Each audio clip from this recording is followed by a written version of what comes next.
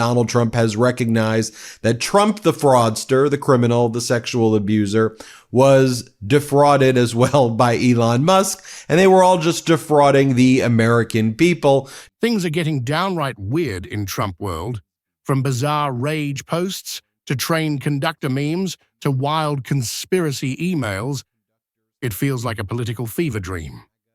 And today, I'm breaking down the madness for you. And it gets better. There are multiple reports right now that Donald Trump being called a taco, Trump always chickens out. It's really getting to him, and he's like just freaking out and going, I'm not a chicken, I'm not a chicken. And he's rage posting all last night and into this morning. Trump's latest meltdown, posting images of planes captioned, "Let the deportations begin," and a photoshopped image of himself as a train conductor. Yep. The Trump Train Express is back, apparently. Memes of airplanes, and then the text says, "Let the deportations begin!" exclamation point. He posts this weird image of himself with a train conductor's hat that says W MAGA. This isn't just about branding, it's about accountability. WMATAs, that's a railroad service. Reputation has been wrecked. Americans demand that Congress approve efficiency. The bill answers that call. Let's make auto rail great again.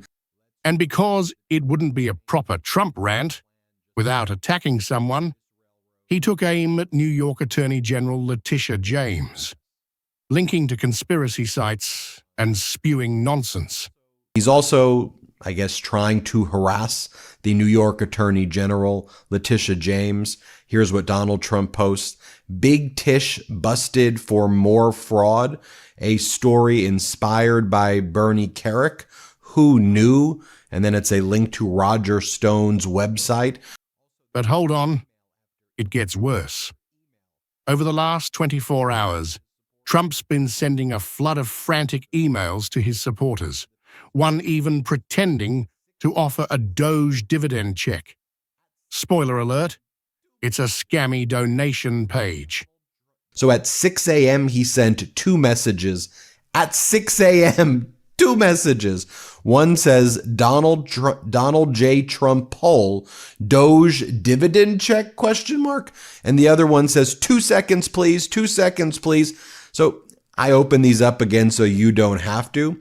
And the poll question says, would you accept a Doge dividend check signed by Trump? You click answer, and then it makes you donate money to Donald Trump, where he's basically lying. Basically, he is lying. Meanwhile, Elon Musk is in his own spiral, showing up to the White House with a black eye, blaming it on his kid, while rumors swirl of fights with government officials, and a cocktail of ketamine and mushrooms. I like this post by Anonymous because they've showed Elon Musk's face in the Oval Office, and they show the various points where he was obviously in a fight recently. Musk officially blamed his black eye on his 5-year-old son X, claiming he told him to punch him in the face as a game.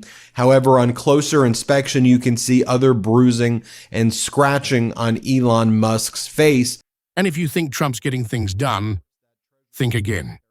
His go-to move lately is to delay, duck, and dodge by promising 2 more weeks. Saw the clip there of Donald Trump saying, I just need 2 weeks. Here, let's show that. We showed that clip, right? You trust President Putin? You know, in about 2 weeks. Is Ukraine doing enough to get this? I'd rather tell you in about 2 weeks from now. Keep saying 2 weeks about President Putin.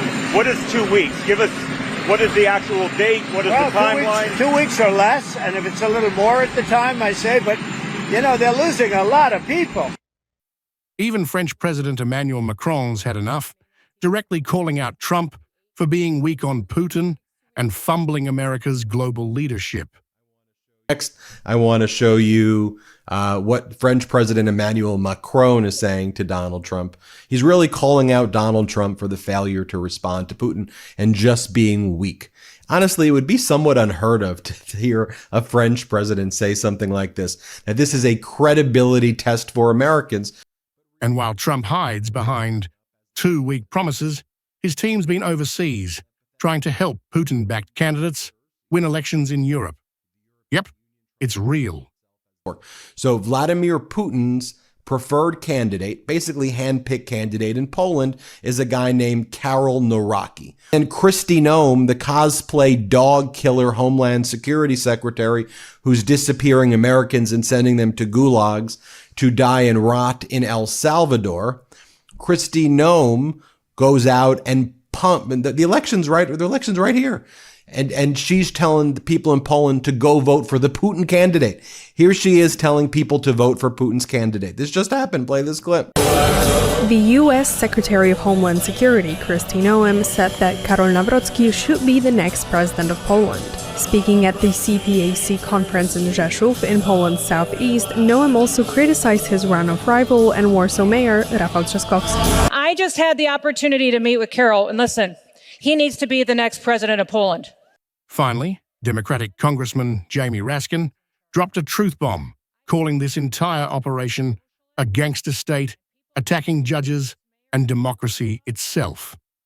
It's very clear that from Donald Trump on down, they are attacking the judges. They want to impeach the judges. We have Republican colleagues who have wanted posters up outside of their offices in the Cannon House office building saying wanted with the judges up there. A number of them are Republican appointed judges like Judge Boasberg, who might be the most reviled of the judges for the Freedom Caucus. He's a Republican appointee. Bush appointed him to the court when he first got on it. He's a pillar of the conservative legal establishment, but he's a stickler for the rule of law. And anybody who stands up for the rule of law gets in their way because this is a gangster state. Y'all, if you still think this is normal politics, think again. It's chaos, corruption, and cult behavior on full display. Hit like, drop your thoughts in the comments, and subscribe for more breakdowns like this one.